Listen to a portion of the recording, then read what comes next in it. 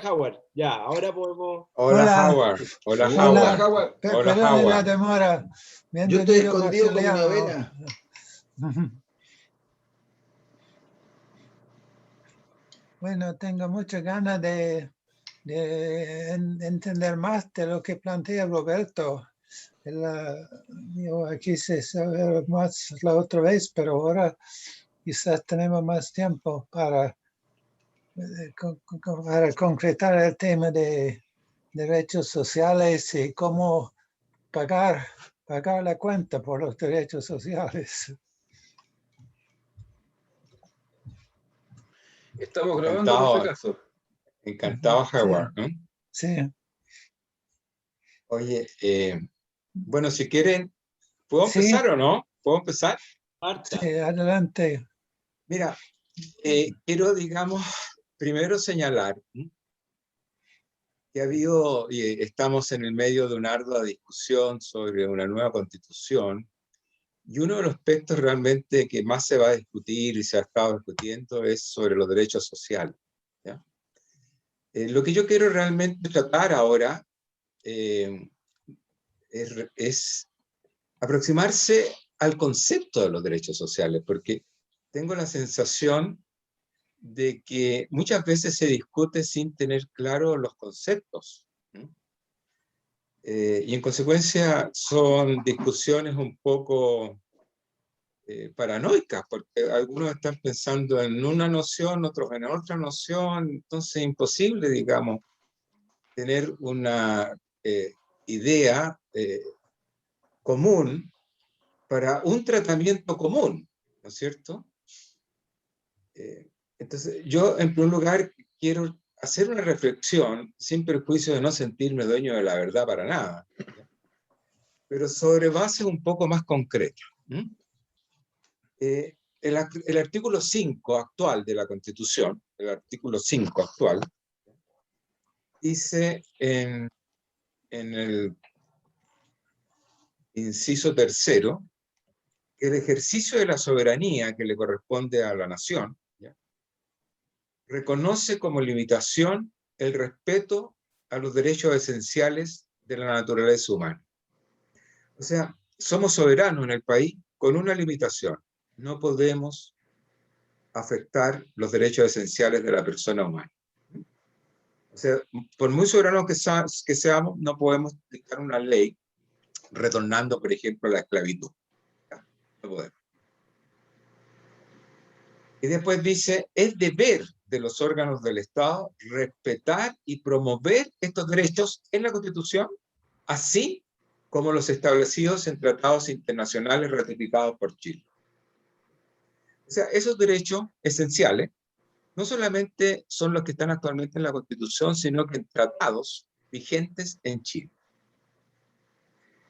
¿Qué sucede con los derechos sociales?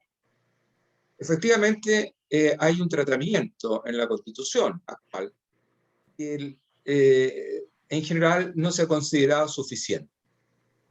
¿Qué pasa con el tratamiento de los derechos sociales en tratados ratificados por Chile?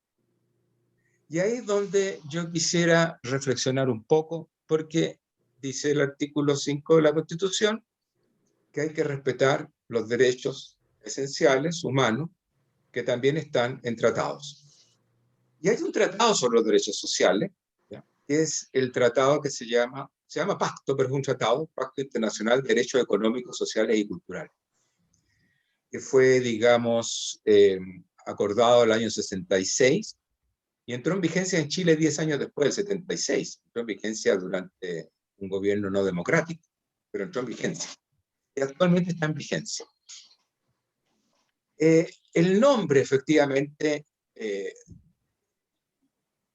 nombre verdadero es Derechos Económicos, Sociales y Culturales. Pero se ahora usa para este nombre, habla de derechos sociales, pero se está refiriendo al concepto más amplio.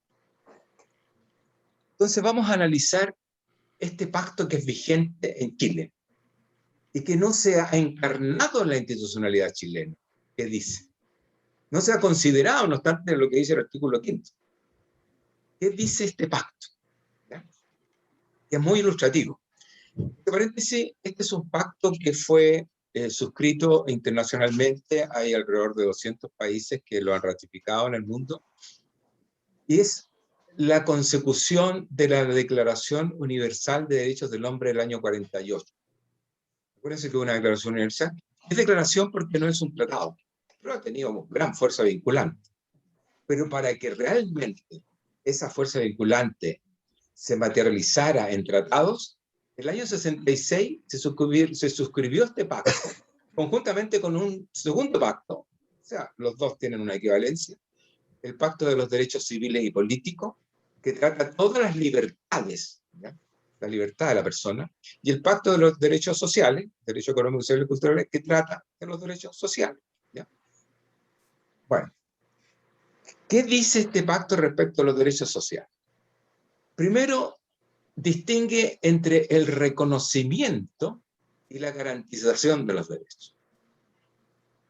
Enseguida señala de que todo derecho social, igual que en los dos pactos, en este pacto de derechos sociales con el pacto de derechos civiles y políticos, ¿ya?, gira en torno a la dignidad. O sea, igual que la Declaración Universal de Derechos del Hombre, el espíritu está en la dignidad de la persona. ¿Ya? ¿Qué se entiende por dignidad? Bueno, hay muchas aproximaciones. Los que somos, digamos, cristianos, pensamos que el Señor nos ha hecho a imagen de Dios, y todos somos hijos de un mismo Padre, te fijas. Pero en el fondo se trata de que seamos tratados como personas humanas, y como personas humanas podamos satisfacer nuestras necesidades esenciales.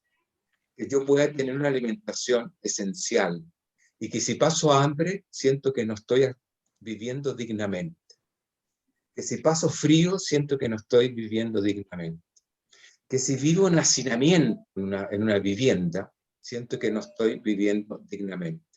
Que si no me dan la libertad para reunirme y para expresarme, siento que no estoy viviendo dignamente. Que si no me dan la libertad para poder desarrollar mi culto religioso, siento que no estoy viviendo dignamente.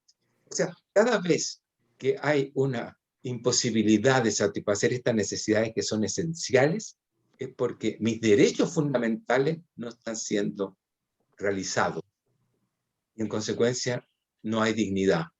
O mirado del otro punto de vista, cuando yo puedo realmente sentir que estoy realizándome en mis derechos esenciales, mis necesidades esenciales, porque las necesidades esenciales son lo que alimentan los derechos humanos, ¿ya?, en la medida que yo pueda satisfacerla y que me dan dignidad.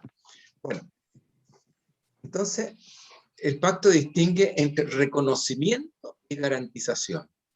Reconocimiento es cuando hay una declaración de la existencia del derecho. Existe el derecho, pero eso no significa de que esté garantizado. No significa que si a mí me dicen se reconoce a todos los habitantes el derecho a la salud, se reconoce, pero está garantizado, o sea, ¿todos tienen realmente acceso a la salud? ¿Todos? ¿Todos tienen acceso a una vivienda? Aunque se me diga que se reconoce el derecho a la vivienda. Entonces, por eso el pacto dice, ojo, distingamos entre reconocimiento y garantización, pero seamos realistas, primero partamos por reconocerlos y veamos cómo se pueden garantizar. Ese es el tema. ¿Cómo se pueden garantizar? De tal manera que las personas realmente puedan, si es necesario, exigir ese derecho, exigirlo, ¿ya? En consecuencia, disfrutar, gozar del derecho. Me refiero no solamente a los derechos sociales, sino a todos los derechos humanos, ¿ya? Bueno, déjenme, la verdad es que hice unos pequeños apuntes para poder no ser desordenado y tratar de hacer un resumen, ¿ya? El tema está, y esta es una discusión jurídica, ¿los derechos sociales son realmente derechos? ¿O qué tipo de derechos son? ¿Qué son? Porque de eso va a depender la garantización. Para ilustrarlos, por ejemplo, los derechos civiles y políticos que están vinculados a las libertades son derechos completos, que se llaman derechos subjetivos, derechos exigibles. Por ejemplo, la libertad de expresión, yo la puedo exigir ante el tribunal. ¿Ya? La libertad de asociación, que es el derecho a asociarme, lo puedo exigir ante el tribunal. Entonces, un derecho total, completo, es exigible. ¿Qué son los derechos sociales? Yo puedo exigir, si no tengo trabajo, que es un derecho social el trabajo, que me den un trabajo. ¿Dónde voy? Yo puedo exigir ese derecho a la salud. Si acaso no tengo acceso ni FONASA ni nada, ¿ya? ¿Puedo? Entonces, ese es el problema, ¿ya? El tema de la exigibilidad está vinculado, y que es como la conexión entre el reconocimiento y la garantización. Para poder exigir un derecho, ¿ya?, se necesitan ciertos, digamos, requisitos, ¿ya? Primero, un titular del derecho, que se le reconozca titularidad. Usted es titular del derecho y puede accionar. Segundo, mecanismos adecuados para poder exigir. Y tercero, un ente al cual uno se dirige para solicitar la exigibilidad. Y en cuarto lugar, otro ente que es el responsable de dar cumplimiento. En el caso, por ejemplo, de las libertades, yo, que me he sentido afectado en mi libertad de asociación, soy un titular, recurro a un juez, tengo un mecanismo que es un recurso que se llama recurso de protección, ¿ya? Hay un ente al cual yo me dirijo, que es el tercer requisito, y es el Estado el que realmente tiene que darme, a su vez, requerido por el Poder Judicial, esa libertad de asociación, ¿ya? ¿Qué pasa con los derechos sociales? El pacto es muy realista y dice que, a diferencia de los derechos civiles y políticos, que son de exigibilidad inmediata, ¿ya?, porque uno ahora, en este momento, puede exigir las libertades que están en los derechos civiles y políticos. Yo ahora puedo ir y pedir mi libertad o derecho a asociación, de expresión, de culto, todas las libertades, incluso libertad empresarial, la puedo pedir ahora. Pero respecto a los derechos sociales, dice, este es un tema de tiempo, de tiempo. Para poder realizar efectivamente los derechos sociales se requiere tiempo. Y dice que son dos principios los que ilustran los derechos sociales. Uno, de que se den las condiciones en una sociedad para que se puedan realizar. Condiciones. Declara de que una gran cantidad de naciones del mundo todavía no están dadas las condiciones para la realización plena. No están. Enseguida dice que los estados se obligan y se comprometen a tomar medidas para que se den esas condiciones que permitan la realización. Medidas. El tema está en que no especifica claramente qué medidas, pero hay un principio, que es el principio de la autodeterminación de los pueblos, que también reconoce en consonancia con los principios internacionales, del derecho internacional. Son los pueblos, conforme a su autodeterminación y conforme a su propia soberanía, como también lo dice el artículo 5 de la Constitución, las que determinarán soberanamente las medidas, pero se comprometen a tomar medidas para crear las condiciones que permitan el goce de los derechos sociales. O sea, aquí hay un compromiso entonces de tomar medidas en esa dirección, escrito, y que los países que suscriben los pactos se comprometen a hacerlo, con su autodeterminación, soberanamente, como diga la voluntad popular, etc., pero se comprometen. Lo que no pueden hacer es no tomar medidas, ¿ya? Bueno, el segundo principio es reflexionar un poco en torno a esas medidas, ¿ya? El pacto, realmente, repito, considera de que esas medidas no son algo de 24 horas ni de 48 horas. Y habla de el cumplimiento progresivo para ir avanzando en la realización de los derechos sociales. Progresivo. Pero progresivo no significa que no se haga nada. O sea, se supone que tiene que ir un avance permanente en esa dirección, ¿ya? No fija plazos. Lo deja también en la determinación, ¿ya? Salvo en una ocasión, que se refiere al analfabetismo. Le da un plazo a los países de 2 años para implementar medidas para terminar con el analfabetismo. Es el único caso en que lo progresivo se transforma en, digamos, en algo concreto. En 2 años ustedes tienen que tomar medidas para terminar con el alfabetismo, porque parte de la base de que no puede discriminarse a parte de la población, marginándola así absolutamente, desde el punto de vista de no saber qué pasa. Bueno, esta especie así de una especie de cheque en blanco a las naciones para que adopten las medidas en la forma como ellos realmente autónoma y soberanamente lo consideren, se ha considerado una fórmula del pacto que ha permitido a 200 países suscribirlo. Porque si hubiera sido más exigente, decir, mire, ustedes en 5 años implementan los derechos sociales y toman esta medida A, B, C y D, hay muchos países que no están en condiciones, que habrían dicho, no firmamos el pacto.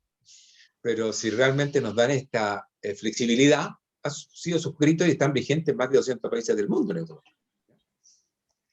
Bueno, otro aspecto que es importante resaltar es lo que yo le estaba diciendo, de que si bien no hay un mecanismo para exigir, y en consecuencia no es un derecho exigible, jurídicamente se llaman derechos subjetivos, que yo los puedo exigir el cumplimiento a través de una acción que interponga ante los tribunales. Sin embargo, y que es en el caso de las libertades existe, respecto a los derechos sociales, lo que existe, claro, que instituye un sujeto responsable de crear las condiciones y de adoptar estas medidas para que se den estas condiciones que permitan la realización. Es el Estado.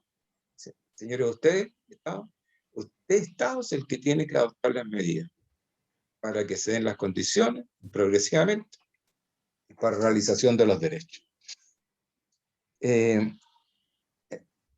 Lo que sí tiene cuidado el pacto es decir, mire, respecto a los derechos sociales, actúe en relación a los derechos políticos, que son las libertades, en forma complementaria. Hay un complemento entre ambas categorías de derechos y que no hay una relación de tensión.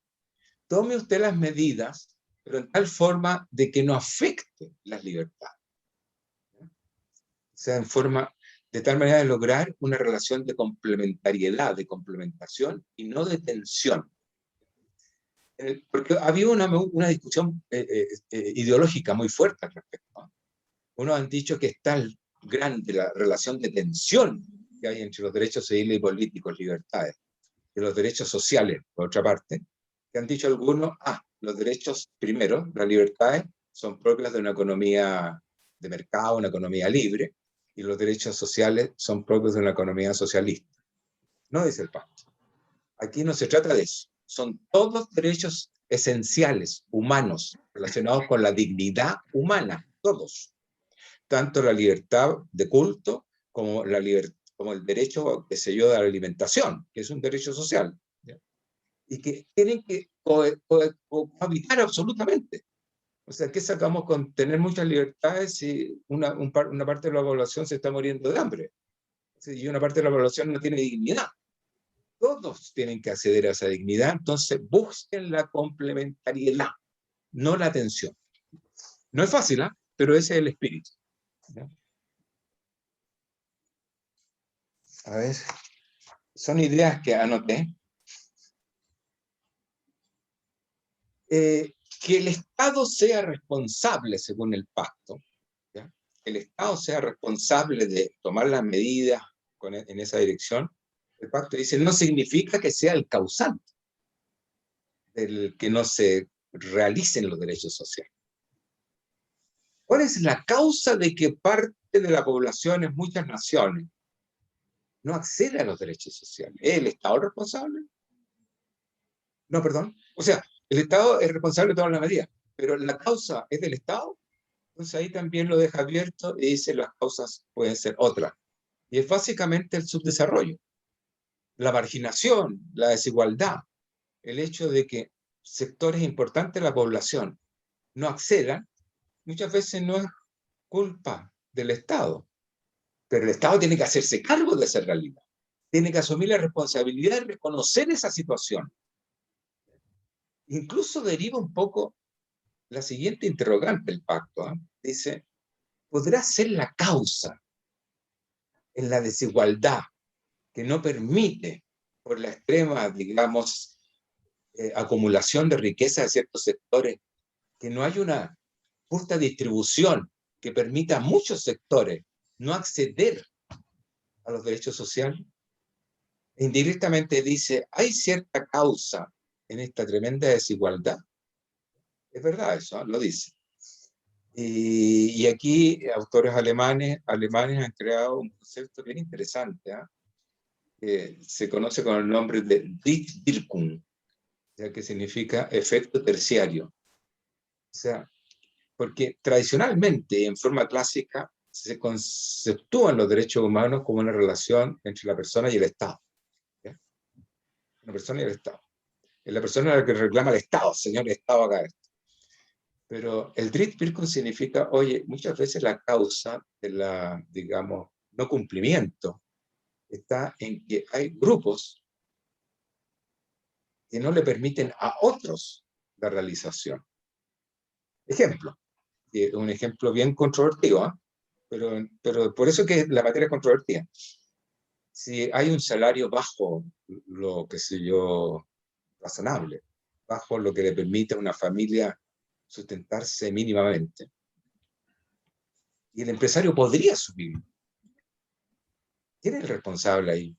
¿Cuál es el causante de que una persona gane 250.000 pesos y tenga 4 hijos y no le alcance para alimentarse? Y las utilidades de la empresa son, qué sé yo, de 60 millones al mes. ¿Cierto? Entonces, ahí, ¿cuál es la causa? ¿Y qué se puede hacer en eso? Y siendo el Estado el sujeto responsable para, digamos, hacerse cargo de esta situación, podría intervenir y obligarle, mire señor, usted que gana 60 millones, no le pague 250.000 a esa persona, páguele por lo menos 500.000, pero no tiene atribuciones. Entonces, eso es lo que se conoce el nombre de Drittwirkung, el efecto terciario, que es algo que más o menos va más allá del concepto tradicional de los derechos humanos, que es la relación, repito, persona-Estado. Pero ¿qué pasa con lo que está al medio? Bueno,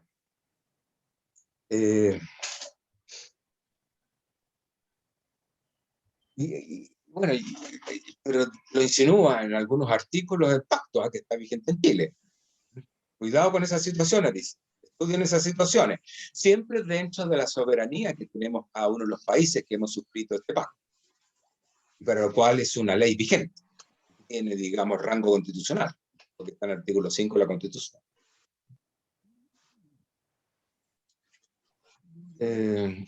Entre las medidas que debe adoptar el Estado hay una mención que yo considero interesante. El pacto llama a una solidaridad internacional entre las naciones más avanzadas y las más atrasadas.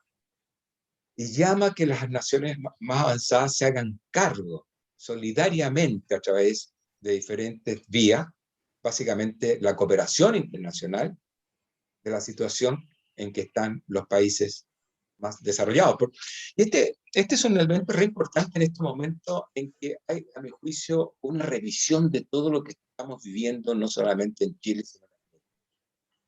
Porque lo utiliza ya el año 66 el pacto. Dice, vamos hacia un nuevo orden mundial. Caminemos hacia un nuevo orden mundial. Durante muchos años se escribió mucho acerca del nuevo orden mundial, un nuevo orden mundial más solidario. Yo creo que es tiempo de empezar a desarchivar estos conceptos, porque en el fondo la pandemia nos ha universalizado a todos. Estamos todos en las mismas condiciones, los más ricos y los más pobres. En consecuencia, puede haber más conciencia en este momento de esa solidaridad internacional a través de un nuevo orden mundial. ¿Cierto? Para pensarlo desde el punto de vista sociológico, político, más allá de lo jurídico, desde el punto de vista ético, desde el punto de vista religioso. Un nuevo orden mundial. Y tiene un párrafo el pacto del año 66, eso es lo interesante. Cómo de repente reviven las cosas. Hago un pequeño paréntesis. Yo no sé si me estoy alargando demasiado, pero un pequeño paréntesis porque voy a ilustrarlo con la realidad que estamos viviendo. Yo trabajaba en la Universidad de Chile y el año 75 me gané una beca para ir a hacer un doctorado en Alemania. Estaba muy impactado por problemas de los derechos humanos, por supuesto, pero trabajaba en el área económica. Hacía clases en derecho económico. O sea, mi especialidad no era los derechos humanos que se analizaban desde el punto de vista político en esa época. Cuando llegué a Alemania, quise hacer, evidentemente, un doctorado, y la tesis que elegí estuvo vinculada a derechos humanos, pero desde el punto de vista social y económico. ¿No? Nadie le daba maní. Y ahí me acerqué a este pacto. Nadie lo mencionaba en Chile, nadie. Hice, digamos, una tesis que más o menos son estas ideas que yo rescaté. Estuve más de 6 años en Alemania. Y cuando volví, por ahí por el año 82, 83, me produjo una situación increíble. Porque cuando partí yo el 75 había un ambiente muy ambiente complicado, pues. Un ambiente de diferentes facetas, pero muy humano, ¿ya? De diferentes facetas. Y que se valorizaba mucho todo lo humano. Cuando yo regresé en el año 83, estuve como becario, o sea, incluso tenía que trabajar muchas veces. Durante 6 años trabajé como obrero para poder realmente complementar un poco la situación. Trabajar en un diario, como cargando diario. Pero llegué feliz, sin un peso por detrás y un peso por delante, por supuesto, pero con un cartoncito que decía doctor en Derecho y la tesis. Pero me encontré con una realidad increíble. Mis amigos, que habían sido tan humanos, cuando me vieron llegar, varios me preguntaron: Roberto, llegaste, cuéntame, ¿vienes de Alemania? Sí. Y bueno, ¿qué te trajiste, un Mercedes o un BMW? Entonces, qué rara la pregunta, nadie me pregunta por este cartoncito, nadie. Me di cuenta que había un cambio cultural enorme, enorme, que ya no se valorizaba tanto la reflexión, sino las cosas, las cosas. ¿Por qué digo eso? Porque eso influye mucho para la realización de los derechos sociales, mucho. Porque detrás de esto hay actitudes que tienen que llevar a eso. No basta un Estado responsable, tienen que los que realmente estén a cargo del Estado tengan una actitud distinta. No puede haber un Estado en que se garanticen los derechos sociales si no hay solidaridad, si no hay humanidad. Todos piensan: no, a mí me importo yo y nadie más que yo. Porque los derechos sociales son sociales por eso, porque son de la comunidad, son de la colectividad. Implican que yo entrego también a otros. No solamente estoy tratando de bregar por mí mismo. Bueno, perdonen este paréntesis que se me vino de repente a la mente. Y está vinculado también con un nuevo orden internacional. ¿Ya? En definitiva, salvo 3 excepciones, hay 3 excepciones en el pacto, los derechos sociales no son de realización inmediata, son de realización progresiva, con el deber del Estado de tomar medidas para crear las condiciones que se puedan realizar soberanamente, ¿no? Hay 3 excepciones que realmente, si quieren se las menciono, porque más que tienen, digamos, la misma configuración de los derechos políticos, las libertades, que justamente es la libertad sindical, ¿ya? Que es un derecho social, que es el derecho a la huelga, ¿ya? Porque ahí, digamos, los trabajadores pueden pedir: exijo a través del tribunal que yo pueda organizar un sindicato, o exijo que se me garantice la huelga, ¿se fijan? A diferencia de exigir una remuneración más alta, porque eso es distinto. ¿Ya? Y la libertad de educación, porque junto con el derecho a educación, el pacto reconoce la libertad de educación. Para el derecho a educación no hay una medida de inmediata, pero sí dice libertad de educación: si no hay libertad, usted la puede exigir de inmediato. O sea, aquellos derechos sociales que son libertades propiamente tales pueden ser exigibles de inmediato, pero aquellos que van más allá de la libertad, que requieren un apoyo, muchas veces financiero, es progresivo. Bueno, respecto del financiamiento del sistema, porque el tema de los derechos sociales es que el Estado, si es responsable, tienen que tener financiamiento. No basta algo lírico, no basta algo retórico, algo poético, decir, ya, se garantiza educación para todos, se garantiza salud para todos. Eso es garantización. Perdón, eso es reconocimiento solamente, como decía yo. Existe el derecho, pero la garantización es financiarlo. ¿Cómo crea hospitales para todos? ¿Cómo crea universidades para todos? ¿Cómo le da una pensión digna a todos? Financiamiento. Lo único que dice el pacto, y es súper interesante y controvertido, ¿ya? En estos momentos, en ese espíritu de carencia de solidaridad que estamos viviendo, ¿ya? No, es verdad, no lo dice el pacto, lo dice otro, digamos, tratado que tenemos suscrito, que es la Declaración Americana de Derechos y Deberes del Hombre, que también es parte de otro tratado. Miren lo que dice respecto de los derechos humanos y derechos sociales en particular. Dice, voy a leer, son 2 líneas, dice: toda persona tiene el deber de cooperar con el Estado y la comunidad en la asistencia y seguridades sociales de acuerdo a sus posibilidades. O sea, ese es un principio realmente increíble, ¿eh? Fíjense, este principio también es antiguo, viene del año 48.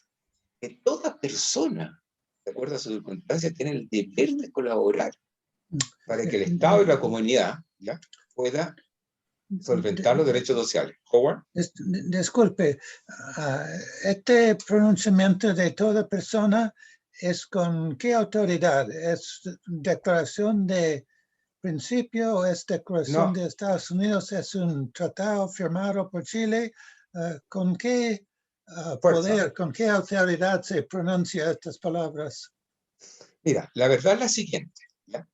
En realidad no es un tratado, sino que es igual que la Declaración de Derechos del Hombre del año 48, ¿ya? Y es del mismo año, después que del mismo año, y declarado por quién? Por los países de América.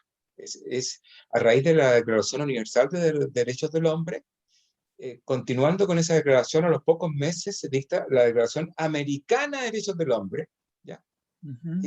No obstante que no es un tratado, esa es la verdad, no es un tratado, es un principio jurídico, pero que no es obligatorio.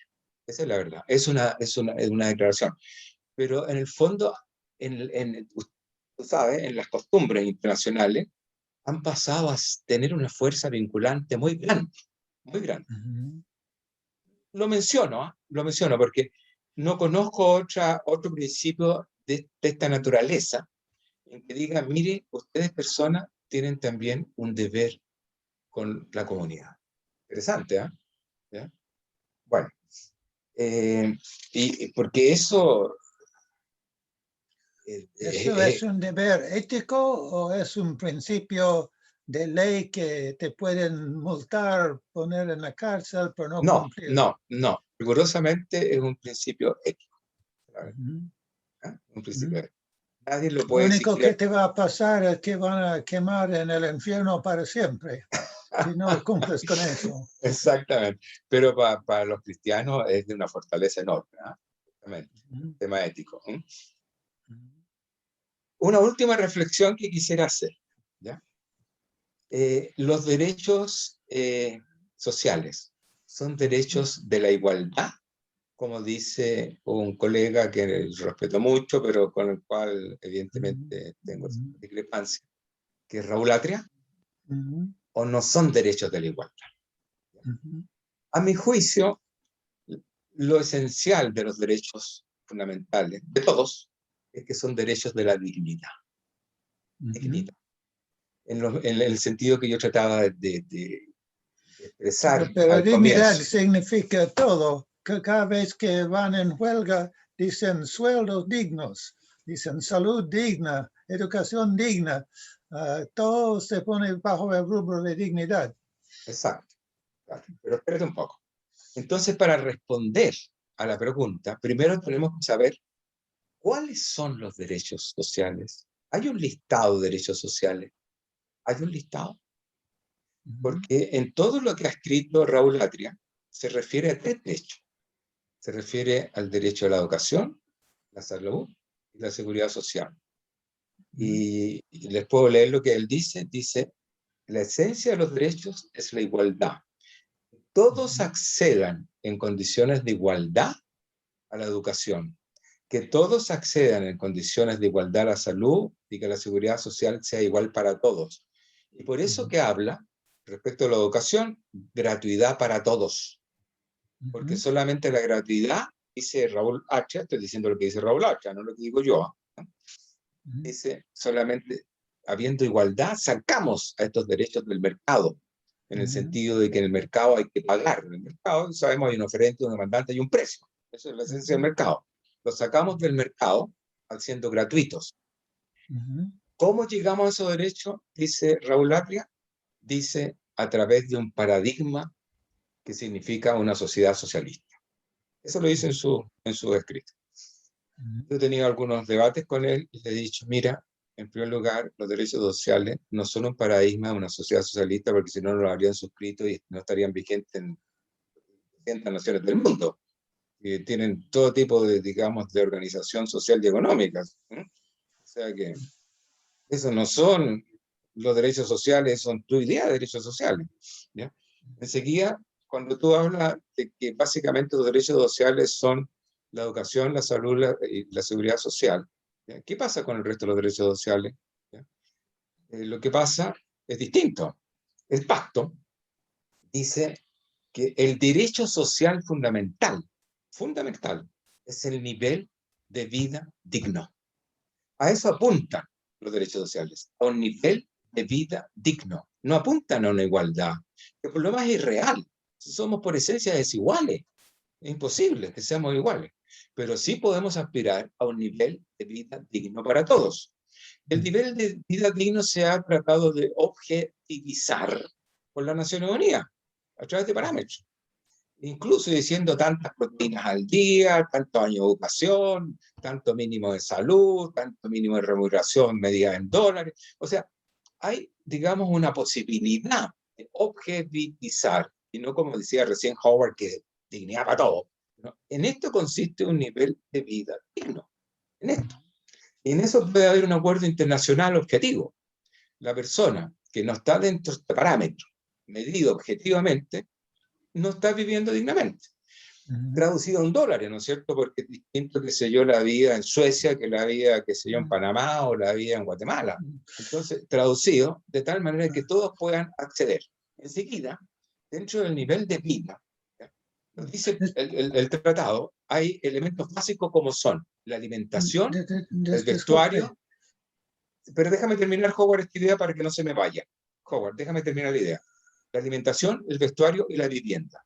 Cuando Atria dice igualdad para todo, está planteando alimentación igual para todos. Está planteando... Disculpe, le quiero interrumpir porque yo sé que Maximiliano tiene que irse pronto.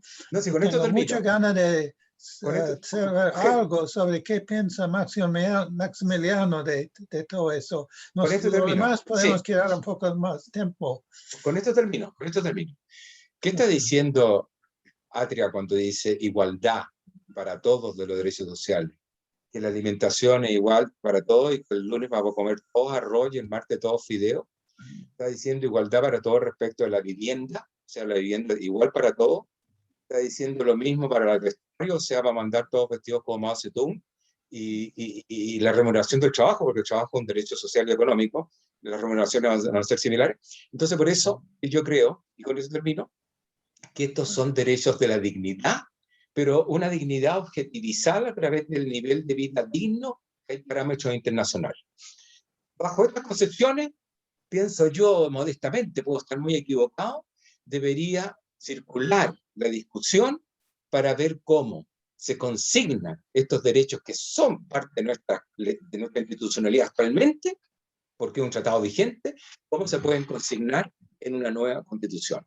Y dejo para más adelante el tema de cómo se financian.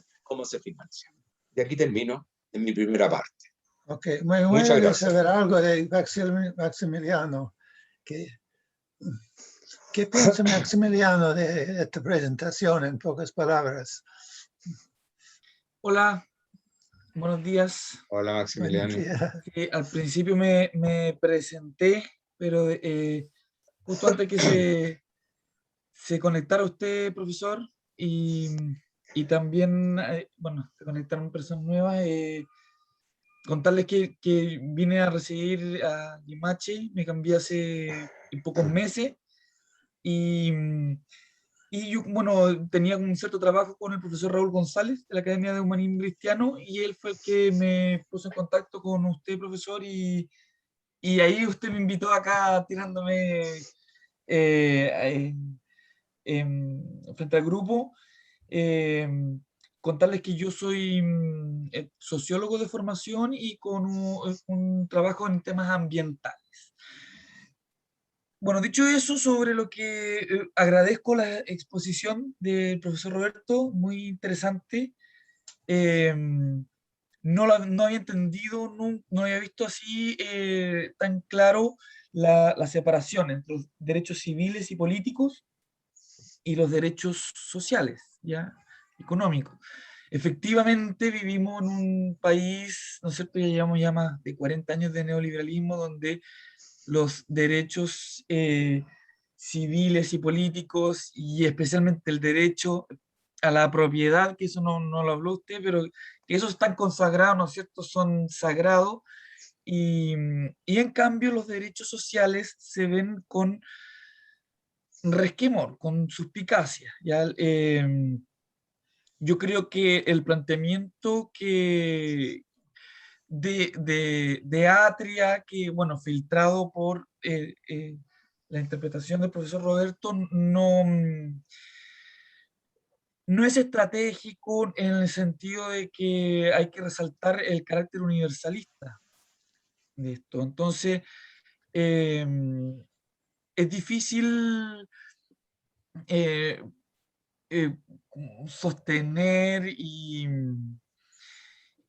defender esto, no solo como un ente, que sé, cuando hablamos de los empresarios, como si fueran un grupo de individualistas, ávaros, sino que porque en general en la sociedad ha permeado este pensamiento individualista o competitivo, materialista, como lo que contó la anécdota de usted, don Roberto, de cuando volvió, y muchos así lo han notado, de cuando salen y vuelven, cómo ha cambiado no solo una élite, sino que ha permeado toda la sociedad. Nos pasó, por ejemplo, con el tema del tránsito, ¿no es cierto?, de los colegios municipales, o sea, de abolir los colegios particulares subvencionados. Saltaron al tiro los apoderados diciendo, no, yo no quiero que mi hijo conviva en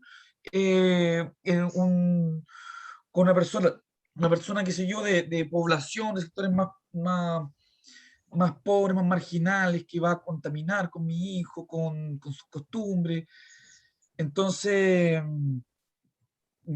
dicho, o sea, digo esto como para resaltar el carácter universalista, y que no podemos, o sea, hay ciertas cosas que se han ganado libertad que no podemos echar pie atrás. Y entre eso está la libertad de educación y la libertad de no sé, pues,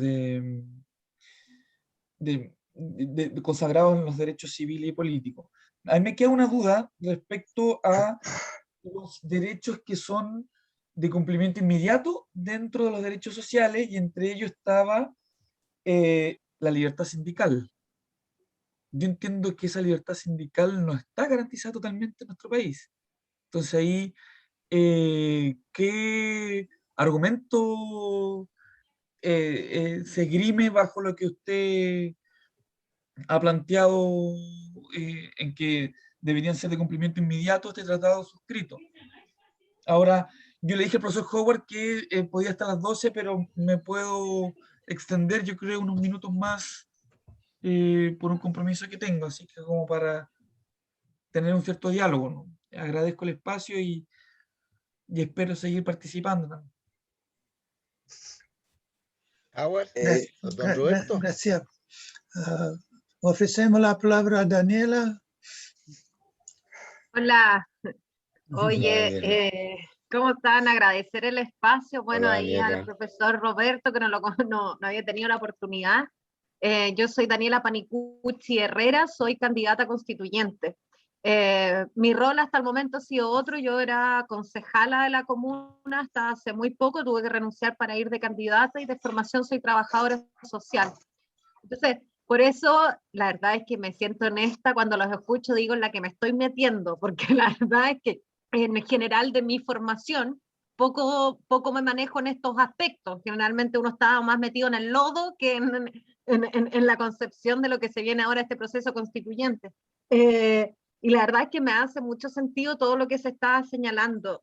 Respecto uno, principalmente en esto desde la consigna de las expectativas que hay respecto al proceso de convención constitucional. Y ahí, en general, las candidaturas tienen la tremenda responsabilidad, porque la verdad es que me reí a propósito de lo que decía Howard, de lo que hablaba Roberto, en relación a que aquí, por lo menos yo me imagino que en todos abunda vivienda digna. Educación digna, esa es la consigna básica de las campañas. Y claro, cuando uno empieza a entrar en las familias, ¿qué es lo que implica esto? Nos falta este proceso de reflexión. Y lo que me parece que es más complejo, a propósito lo decía, es el tema del factor tiempo. Porque precisamente es con eso con lo que estamos jugando en contra. El factor tiempo, la gente quiere medidas concretas ahora, no en un tiempo más. Y lo digo porque en general en mi trabajo como concejala trabajé, más allá de que soy joven y que puedo pertenecer, mi trabajo siempre lo he hecho con los sectores más excluidos. Ese ha sido agrupaciones de vivienda estafadas, violencias intrafamiliares, el tema de los trabajos, sindicatos que no tienen ni un peso. Ese como ha sido más mi nicho, más que otro sector. Entonces, la verdad es que lo hace bien complejo cuando uno habla de estos procesos y lo que se espera. Y la gente realmente lo que espera es que efectivamente, tal como lo dice, que es como, ya tengo vivienda digna, ¿dónde voy a exigir ahora que me den mi voucher para comprar mi vivienda? Educación, lo mismo. Y claramente ahí también nos abre a nosotros, a cada una desde nuestras membranas, en términos de los avances que se esperan. Por estas mismas dicotomías en las que están. Así que no, feliz y agradecida de este espacio. ¿Aló, Rodolfo? Tengo la impresión que Waldo y Rodolfo quieren hablar, les quiero escuchar.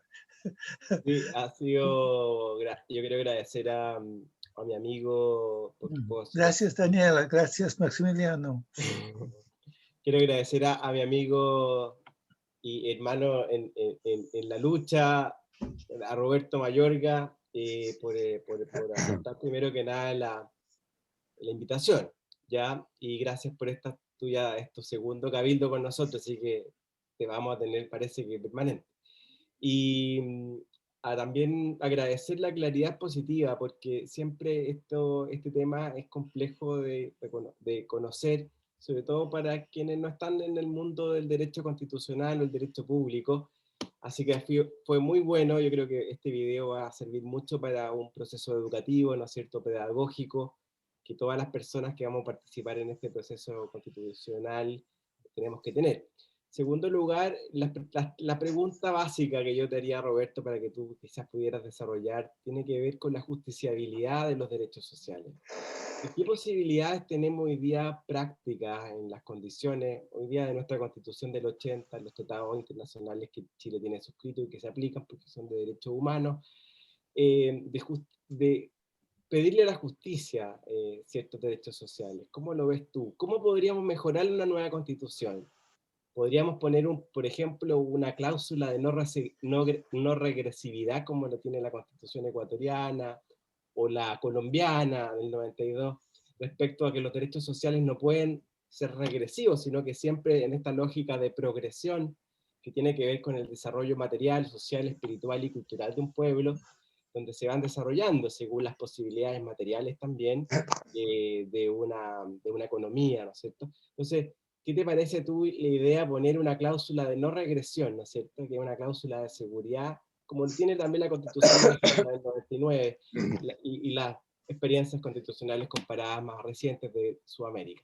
Y la última pregunta es cómo podemos también en las bases de la institucionalidad, en esta nueva Constitución, consagrar este principio de dignidad en la prestación de estos derechos sociales a vida digna, que realmente, lo que realmente uno podría englobar, los derechos sociales, culturales también, tienen que ver con la vida digna. Y ahí dejarte quizás también la financiamiento, que yo sé que no alcanzaste a llegar, pero que tiene que ver con la utilización de nuestro excedente en los recursos naturales, como el litio o el hidrógeno verde en el futuro, que vamos a generar royalty de alto impacto también para asegurar prestaciones sociales con sustentabilidad ambiental. Así, Maximiliano, te vamos a convocar porque eso lo tenemos que discutir.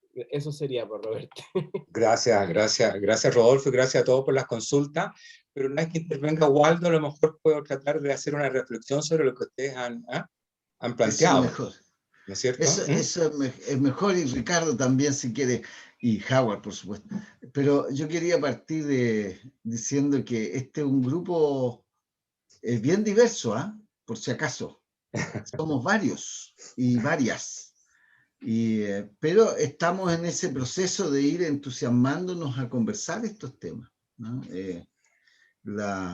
Los conversatorios de Chile UFU, cuando eran presenciales, lo pasábamos muy bien. Hicimos algunas reflexiones interesantes, estuvimos estudiando a Paulo, estuvimos estudiando la economía solidaria con Lucho Raceto.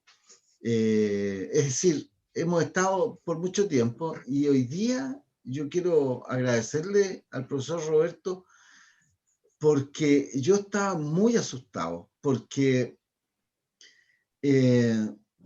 busqué, ahora se puede hacer, uno lo baja por PDF la Constitución y le pone buscar, y pone la palabra vivienda y no está. No existe. O sea, si alguien quiere buscar vivienda, no existe. Entonces, en general, cuando habla de salud, educación, lo que habla es acceso, ¿no? Entonces ha sido entendido, esos derechos han sido entendidos como acceso, po. Entonces en un consultorio te ponen harta silla, un televisor y accediste, po. Accediste, digamos, y tiene la posibilidad que algún día, si tiene un buen voucher, puede que te den hora, para el médico o la médica o la doctora, digamos, o la médica que corresponde, pero ya accediste al sistema. O sea, incluso una persona absolutamente fuera del sistema, que le pueden llamar a veces indigente, y otras veces le llaman no afiliado, son dos categorías, también tienen acceso. En un caso, en el caso de las personas que le llaman indigentes, esa persona tiene acceso porque si está grave lo van a atender en urgencia. No si va por algo rutinario, ¿no? No es por si tiene una enfermedad acumulativa o qué sé yo, pero tiene acceso. Y en educación, Maximiliano, a mí me ha tocado defender, afortunadamente, los modelos no formales de la educación. Porque tenemos educación formal, educación no formal y educación informal. El Waldorf, que tiene 500 alumnos en lista espera, es no formal. Y nos falta el tío, el abuelo, el papá, sobre todo los papás, a veces más complicado que las mamás, que le dicen al niño o al otro, le dicen, mira, no es bueno que te metas en ese colegio porque no tiene RBD. Es un reconocimiento que hace el Estado solo respecto de aquellos que siguen la educación formal, la estructura, los contenidos. Por ejemplo, no es necesario tener francés, no es necesario tener gimnasia, no es necesario tener historia. Porque ahí te dan RBD. Si no, no. Entonces, claro, el acceso a la educación está garantizado. Pero, como tú mismo decías, afortunadamente, casi como resquicio nosotros los abogados, hemos logrado que se entienda que nació un derecho de propiedad sobre el contrato de educación. Y con eso hemos logrado defender a alguna gente, no por el derecho a la educación, sino que por el derecho de propiedad generado en un contrato. Entonces es espantoso, ¿no? Por eso yo, a la pregunta que hace Rodolfo, que es lo otro que me puso contento, es que no tenemos que mirar la del 80, sino que podemos partir de la hoja en blanco.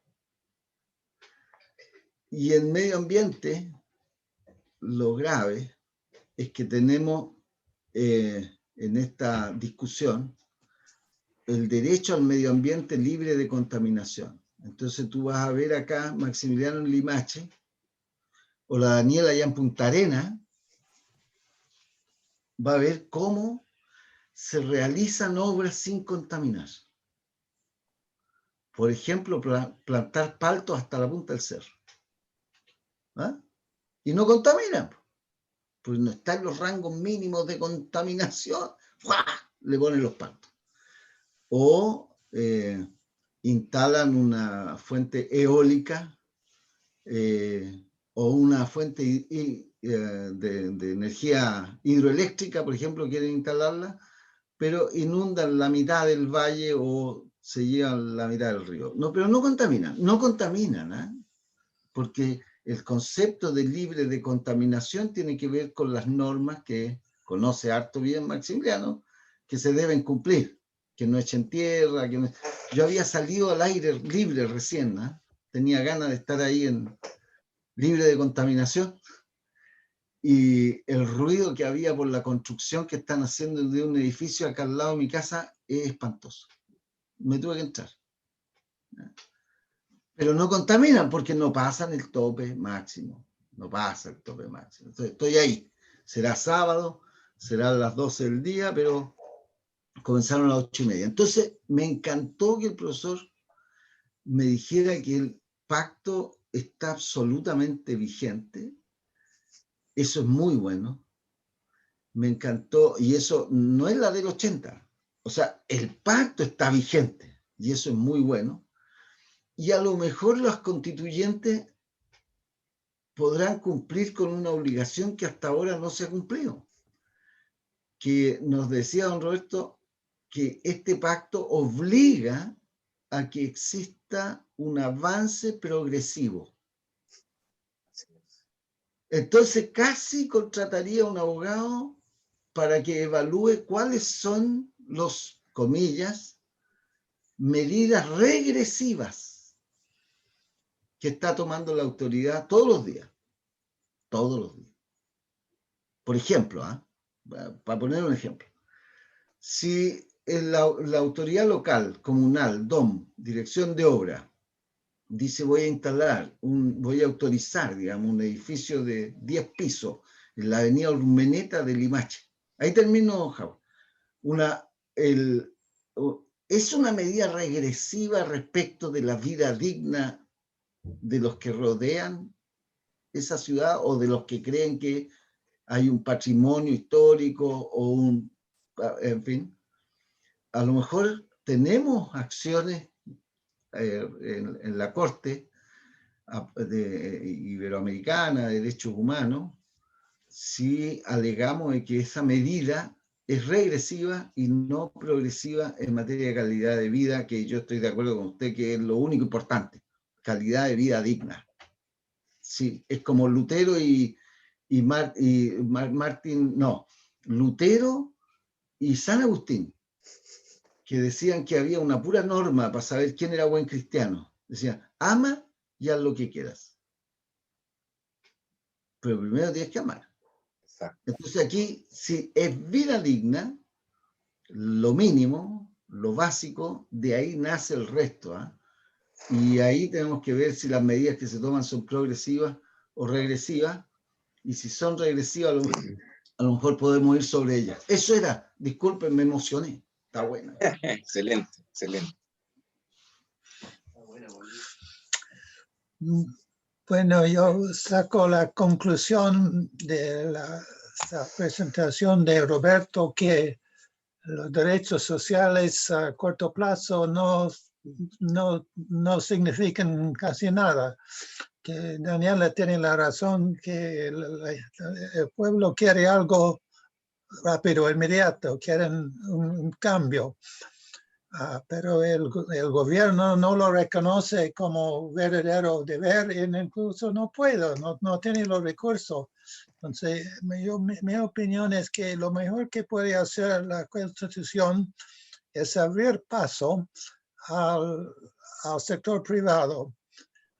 Yo pienso en Umoja, en Tanzania, que el gobierno socialista de Julius Nyerere tenía el criterio de que primero no queremos participar en el sistema internacional que nos enreda con préstamos, con condiciones, y también el gobierno no es el único que va a realizar el socialismo. El mismo Partido Socialista va a organizar la base con conceptos tradicionales africanos como Umoja y Ubuntu, y lo hicieron.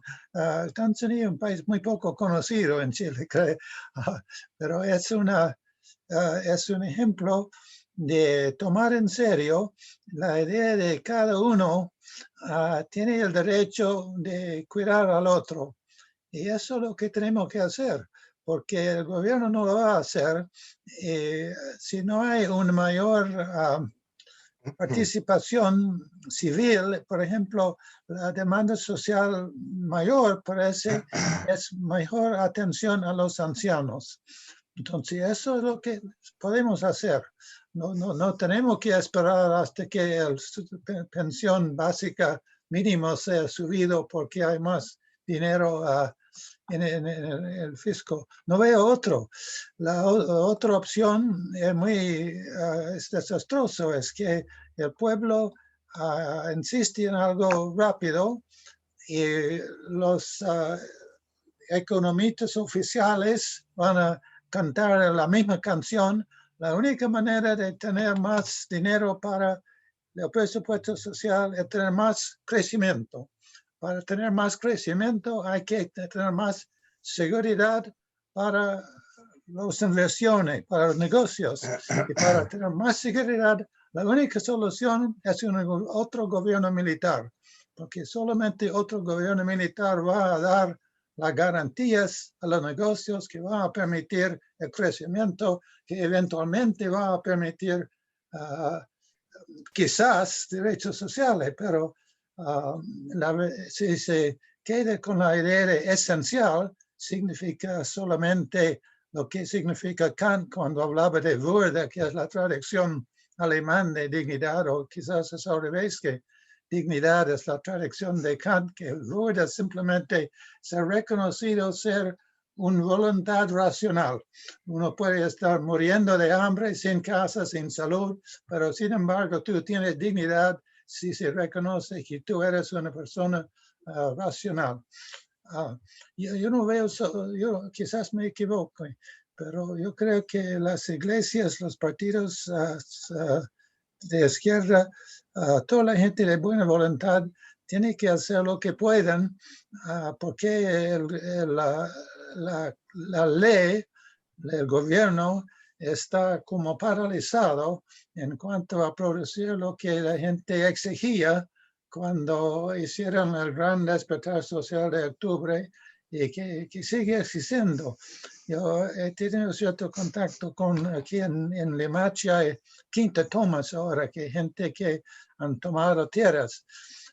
Y lo toman tierras, dicen, bueno, nos prometieron tierras y no cumplieron.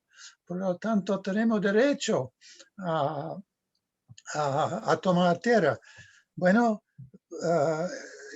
puede ser que hay muchas promesas incumplidas en cuanto a vivienda, pero el camino a cumplir significa un tremendo esfuerzo que Chile, al parecer, no está en condiciones de realizar a nivel de gobierno y nivel de ley. Bueno, no sé, me estoy hablando pura mentiras o quizás tenemos una gran agenda para conversar en los sábados siguientes. no sé si me permiten hacer alguna, digamos, Claro, adelante. reflexiones, que yo creo que como profesor, o sea, he sido abogado toda mi vida, pero sobre todo mi actividad ha sido más académica y siempre he considerado que lo más importante para un profesor son lo que se pregunta en clase, porque así uno realmente aprende más con las preguntas. Y uno va cambiando, va perfeccionando, va profundizando. Por eso agradezco toda realmente la consulta, pero la puedo contestar yo, no la doctora Daza, por si acaso. Ujú. Bueno, oye, lo primero que quiero decir es que en nuestra Constitución, ¿no? Hay reconocimiento de los derechos sociales, pero no de todos, ni siquiera de todos. No está reconocido el derecho a un nivel de vida digno, como lo dice el pacto, ¿ya? Y no está reconocido, como decía algunos de ustedes, ni el derecho a la alimentación, y en este momento hay gente que está pasando hambre, y hambre en este país. Podrán tener, perdona, Howard, podrán tener la conciencia fantástica, como decía Mandela. Yo soy libre después de 27 años en la cárcel porque estoy libre de conciencia. Pero también uno necesita la libertad física. O sea, la dignidad no solamente es tener una dignidad de conciencia, es tener una dignidad real. Y no sufrir hambre ni frío. Bueno, entonces, y por eso que yo digo que se ha tratado de objetivizar, porque la dignidad, estos derechos, cuando hablamos de dignidad, es dignidad de la vida. O sea, estamos hablando de la vida. Son derechos a la vida con algo importante, que la vida no solamente sea una subsistencia de animal, sea una existencia humana, digna. Entonces, se trata de objetivizar eso, ¿ya? Y no simplemente eludir digamos, ese mandato imperioso, ¿no? Pero, acuérdense que yo distinguí entre reconocimiento y garantización. No todos están reconocidos. Es más importante. Es un nivel de vida digno, no está reconocido. Y garantizado prácticamente ninguno. Como efectivamente, desgraciadamente se tuvo que ir Max, pero la libertad sindical tampoco está reconocida, solamente garantizado. Hay garantizado solamente dos, ¿ya? La elección a un sistema de salud está garantizado, o sea, cualquiera puede elegir un sistema de salud, o FONASA o NEISAPRE, pero eso es para los que tienen poder económico solamente, ¿ya? Y el otro que está, digamos, garantizado, que uno puede exigir, es la libertad de trabajo, que a mí me da libertad de trabajo, no me pueden obligar a un trabajo. Ningún otro derecho social está jurídicamente garantizado, salvo, como decía Waldo, que ha habido avances jurisprudenciales en materia de educación y salud, pero no en cuanto a los derechos, sino en cuanto a que yo soy propietario de un contrato con un colegio, con una universidad, o soy propietario, entonces se garantiza la propiedad, que es sagrada en este país. Bueno, Daniela, y lo toma Howard, el problema es dignidad para ti, dignidad para allá, dignidad para todo, pero ¿y cuándo? Eso es un problema. Yo dije ya que estos derechos son esenciales porque están vinculados a la vida, pero son de realización progresiva, no son para mañana. No son para mañana. Por eso nuestra labor tiene que ser muy didáctica. No podemos crear falsas expectativas, porque si el día de mañana cambia el gobierno por un gobierno que quiere la mayoría, tampoco va a poder, ni en una semana, ni en un mes, ni en un año, una realización de los derechos sociales. Son de cumplimiento progresivo. Nuestra labor tiene que ser didáctica.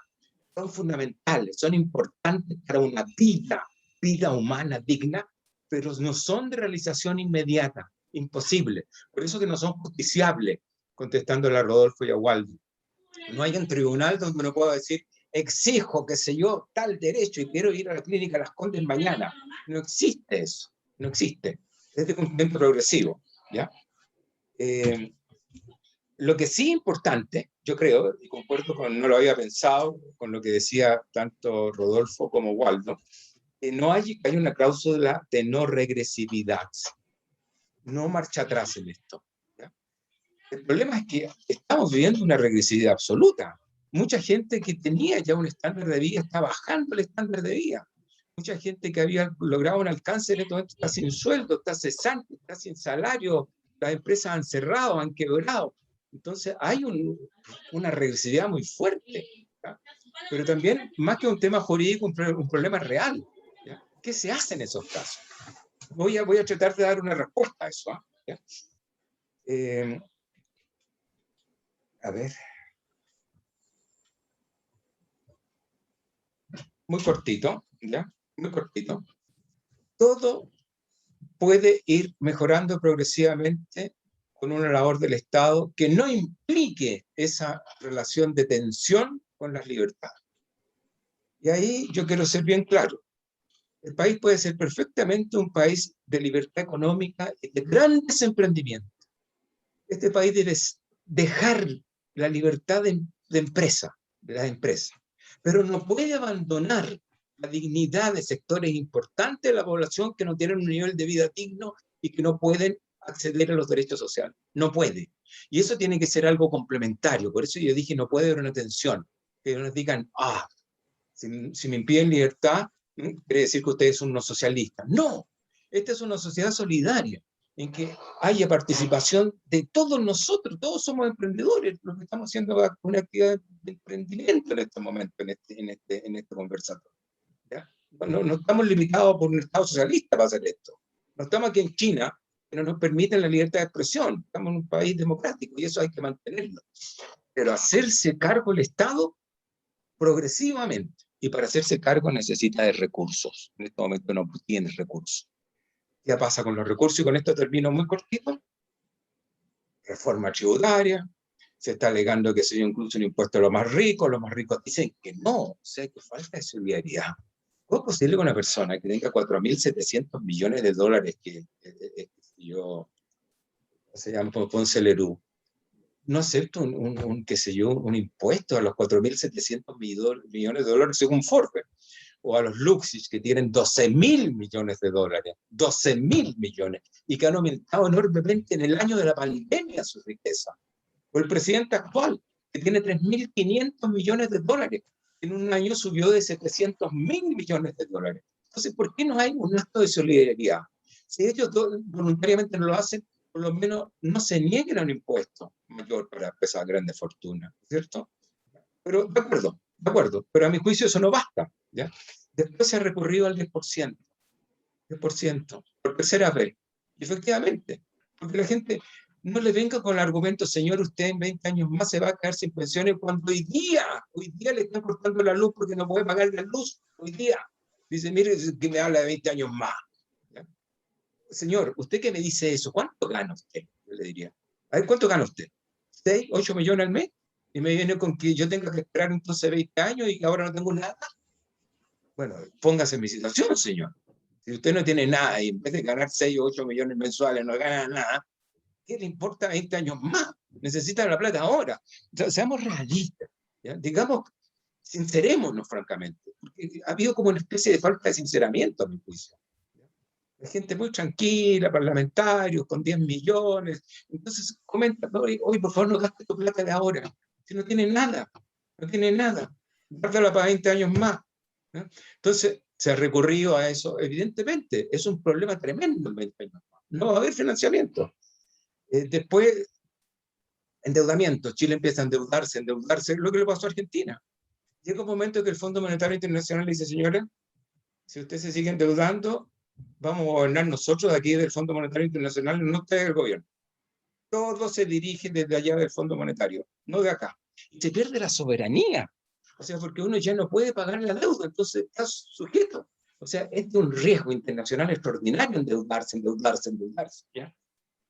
Y por eso yo digo, ¿cómo es posible que junto con lo que se está haciendo, nadie levante la idea de una reformulación de nuestras políticas, de nuestro tratamiento, adecuadamente? Yo no estoy hablando de una revolución a mano armada ni nada, de nuestros recursos naturales.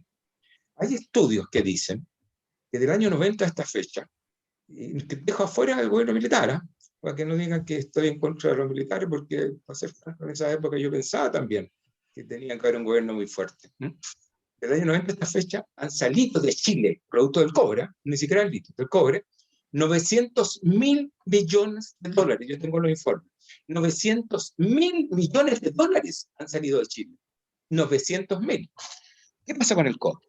Y aquí está vinculado a lo que decía Max, que desgraciadamente se fue, pero que también han planteado algunos de ustedes respecto al derecho de propiedad. ¿Qué es la propiedad? Hay que defender la propiedad. Cada uno de nosotros defiende su propiedad. Si Howard, cada uno de ustedes tiene una parcela y tiene árboles frutales ahí, esos frutos que producen esos árboles son de ustedes, propiedad privada, son de ustedes. ¿Se imagina que en la parcela de uno de ustedes viniera de afuera un señor y dijera, ¿sabe? Yo voy a sacar todos los damascos de usted, voy a sacar todas las guindas, voy a sacar todos los duraznos, y se las lleva. Y se lleva, qué sé yo, 1 tonelada de fruta. Y le dice, mira Howard, mira Rodolfo, mira Waldo, mira Daniela, mira Ricardo, te voy a dejar aquí una canasta de tus frutas, para que tengas un poco para el mes. Y se lleva todo. ¿Ustedes lo aceptarían? No. Se está violentando la propiedad, por supuesto, es mío. Yo soy el que tengo el derecho a venderla. No el señor que se llevó todo y que se lo vende el que se lleva a otro país y se hace millonario. Eso pasa con otra propiedad que le pertenece a Waldo, a Rodolfo, a Ricardo, a Daniela, a Howard, a mí y a todos los chilenos. Es el cobre, es de todos nosotros. Sin embargo, vienen, lo sacan y se lo llevan. Es decir, aquí tienen un royal, tienen unos poquitos pesos. Ni siquiera nos pagan el precio de real. El precio. Porque es nuestro. Yo de acuerdo, yo lo vendo. Pero el precio que vale, nada. Es un impuesto que incluso se elude porque es un impuesto ni siquiera a la venta. Es un impuesto a la utilidad. Entonces, como yo demuestro que hice tal y qué sé yo, inversión, bla, bla, que si yo no tengo utilidad, no pago impuesto. Entonces, han salido 900.000 millones de dólares. Yo no digo que se entre a mano militar y con revolución ni nada, pero perfectamente pensemos cómo darle un tratamiento distinto y asociémonos. Asociémonos. Si usted realmente sabe cómo sacar el cobre es mío, bueno, vámonos miti-miti entonces. Yo pongo el cobre, usted pone el conocimiento y nos vamos miti-miti por lo menos. ¿Ya? Y si que hay que introducirle cierta industrialización y tecnología, le compramos la tecnología, venga para acá. ¿Ya? Respecto al litio, por ejemplo, lo mismo. Hay un señor que respecto del litio, Sotomich, siendo un funcionario público, o sea, todos sabemos que trabajaba en Corfo. No quiero vincularlo a Pinochet ni nada, porque podría ni siquiera tener ninguna vinculación con Pinochet, a lo mismo. ¿Ya? Tiene 4.700 millones de dólares en su patrimonio en este momento.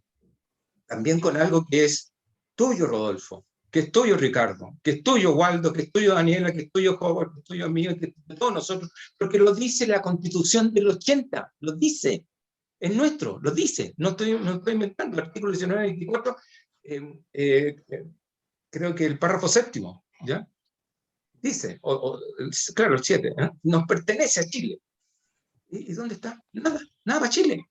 O sea, nosotros, y nadie levanta esto. Yo no he visto ningún parlamentario, nadie diciendo, oye, busquemos una reformulación en el tratamiento en forma adecuada. Estoy seguro que esto, digamos, está dentro de la armonía de este nuevo orden mundial también.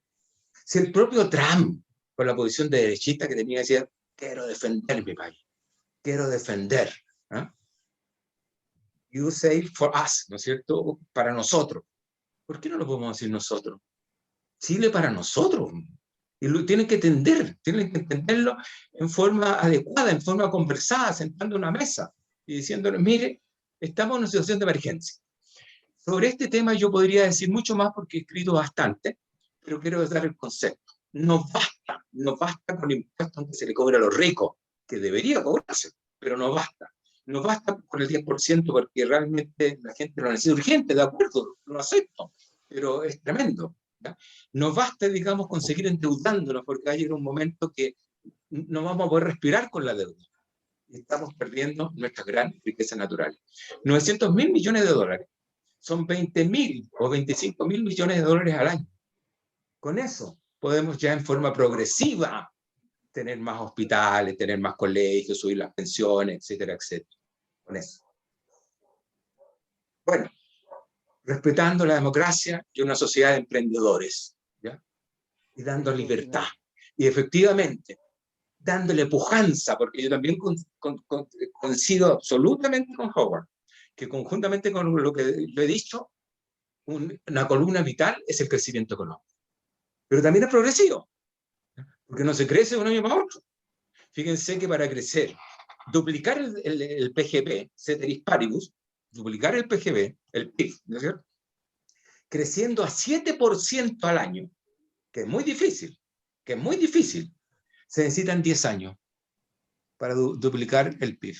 Ceteris paribus, que no hay una catástrofe, una revolución. 10 años. O sea, también es algo progresivo.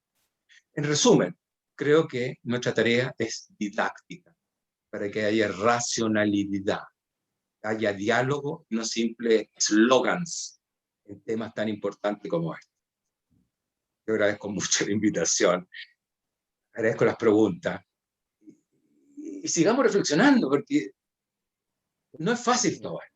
No es nada de fácil, no es nada de fácil. Dios nos ayude.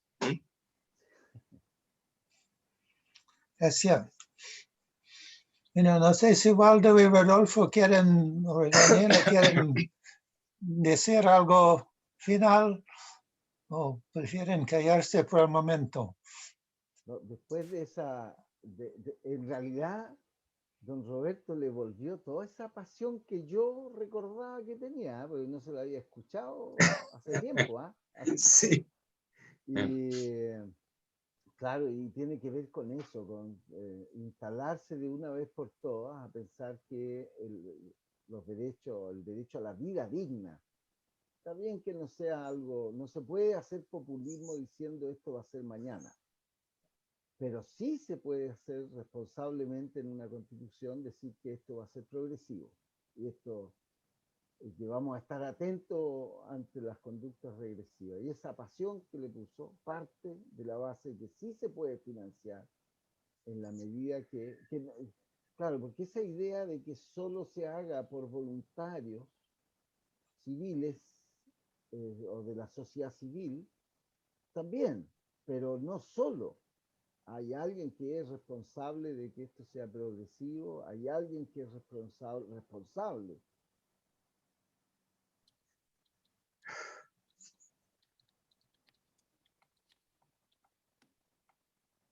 Normas para que se permita, y ese es el Estado. Se quedó pegado. Existen. Sí. Se escucha bajito, Waldo.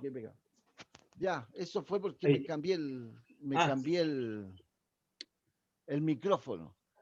No, pero les decía que en realidad yo creo que la sociedad civil tiene un rol que cumplir, pero la responsabilidad la sigue teniendo el Estado. Y por lo tanto la tarea que tiene que hacer es generar las normas que permitan que la sociedad civil cumpla con esos mínimos, ¿no? Por ejemplo, la solidaridad, ¿no? Hay personas que necesitan normas para ser solidarios, ¿no? Ya han demostrado que por sí solos no lo van a hacer.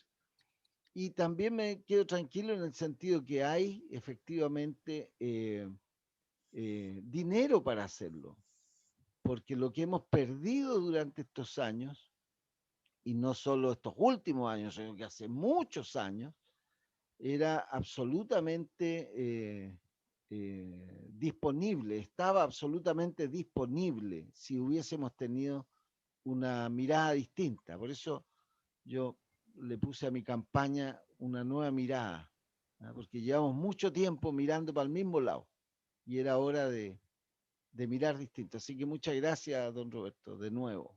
A ti, Waldo. Y yo le quisiera preguntar, Daniela, si tiene un comentario, como ella está en el debate como candidata. Sí. Que, sí. No, era solamente un comentario de lo que se está hablando. Precisamente en términos de esto del desarrollo económico, que muchas veces se contrapone con el desarrollo social, económico, cultural.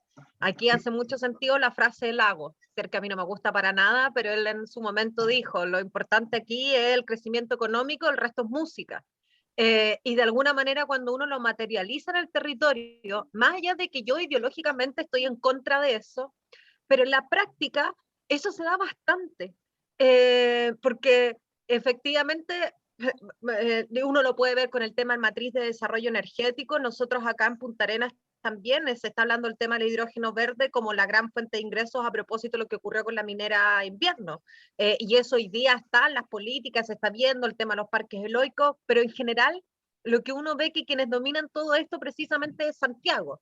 Y Santiago estamos hablando de los grandes dueños de la economía de mercado. Porque claro, cuando nosotros decimos vivienda digna, el gran problema para ejecutar el problema son los planos reguladores. El gran problema que permite el crecimiento es el plano regulador, que es un instrumento que hace hoy día la sobrevalorización del precio y todo, y quienes los maneja son principalmente las constructoras, las inmobiliarias, y eso está ocurriendo en todo Chile. Y lo hago en la reflexión de alguien que está hablando del sistema educativo, y aquí voy a hacer un análisis súper personal, que me voy para que no me escuche mi hijo. Yo en general, todos mis hijos han estado en la educación pública, en jardines, educación pública. Mi hijo ya está más grande. Y la verdad es que hoy día yo como madre me doy cuenta de la diferencia, porque hay diferencias que no tiene que ver solamente con que yo no quiera que se junte o no se junte con otros u otras, pero efectivamente esas diferencias de lo que uno quiere de desarrollo, de lo que uno piensa que es la felicidad, es distinto. Y se nota, yo ahora estoy en todo un dilema ético si efectivamente continúa mi hijo en un sistema público o mi alternativa es uno privado. Y con toda la inconsecuencia que eso tiene, porque uno dice, sí, defendamos la educación pública, pero la mayoría tiene a su hijo en colegios particulares. Y yo he tratado de hacerlo, pero de verdad que cuesta, porque se nota la diferencia social, el capital cultural, y no es que uno quiera segregar, no es que uno diga, no, yo no quiero que se junte, porque ahí está, claro, el hijo de la nana, el hijo del trabajador de correo, el hijo del Chile Express, el hijo del mecánico. El tema es que, claro, también tiene que ver con cómo hoy día esa educación hace que esas diferencias cada vez se acrecenten más. Y lo digo que de verdad se nota. Los míos son pequeños, yo tengo hijos pequeños, pero yo me doy cuenta, porque los noto en cómo hablan, en cómo se expresan, en sus intereses, en lo que quieren. Y eso es lo más difícil de romper. Por eso era solamente el comentario de lo que se estaba hablando. Importante lo que dijiste, Daniela, el tema de la segregación, porque la desigualdad no solamente es económica. A ti te segregan porque vives en tal comuna, por el apellido, por tu color de piel, por tu estatura. La segregación es algo muy cultural y muy ético. O sea, no se subsana solamente con una igualdad económica. Dice relación con esta cultura de segregación que tenemos. Sí. A mí me parece llamó que la eso atención es lo lo que más dijo fuerte. usted de otra vez, que falta un cambio cultural. Cultural. Fuerte, muy fuerte, muy fuerte, ético. Ético. Y los cristianos realmente deberíamos liderar eso, volver a liderarlo como se ha liderado históricamente. Y yo no lo creo conveniente que la Asamblea Constituyente termine siendo una gran batalla entre los unos y los otros, porque después todos van a tener que cooperar. Exacto. Yes. Yo quisiera comentar, ahora sí, quisiera comentar respecto a lo que Daniela dice, porque al parecer el desarrollo que implican, el desarrollo social, cultural, económico, que implica un nivel de vida digna, también significa quebrar ciertos paradigmas. Lo dijo quizás Roberto respecto al derecho de propiedad o una sociedad de los emprendedores. Yo ahí tengo cierta crítica filosófica respecto a la sociedad del emprendimiento, porque siguiendo un poquito a Byung-Chul Han, él escribe sobre que es un autoesclavismo, ¿no es cierto? Esta sociedad del emprendimiento puede ser también una forma de autosometimiento muy profunda, porque nos obliga a todos a emprender, pues. Y a veces no tenemos las capacidades culturales, económicas, sociales, y quedamos con un montón de frustración social en personas que ven que el emprendimiento es la panacea, pero si no les dimos una educación adecuada, un pensamiento crítico, no le dimos inglés, porque hoy día en el mundo globalizado vamos a tener que hablar inglés todos y todas, etcétera, los dejamos con un discurso del emprendimiento, pero sin habilidades para el mundo digital o la economía digitalizada, globalizada. Entonces, ahí me parece que el desafío grande que tenemos, como dice Daniela al final, es de una educación de verdad buena para todos, ¿no? Y eso yo creo que ahí es garantizando un derecho, a lo mejor no en el sentido, yo también tengo esa crítica con Atria que tiene Roberto respecto a que también la educación, no solo el Estado tiene un rol, ¿ah? Hay un rol, ocupando esa palabra que no a muchos les gustan, pero en un sentido positivo, subsidiario, de toda la sociedad. O sea, de todos los núcleos familiares, los núcleos comunitarios, todo educa. Entonces, no podemos reducir la educación a la escuela, que es un modelo estatista que nace en un momento histórico, ¿ah? Una sociedad industrial. Las escuelas están creadas para ayudar a cuidar los hijos de los obreros. Eso fue el modelo estatal de escuela del siglo XX, para la revolución industrial, en función de una revolución industrial.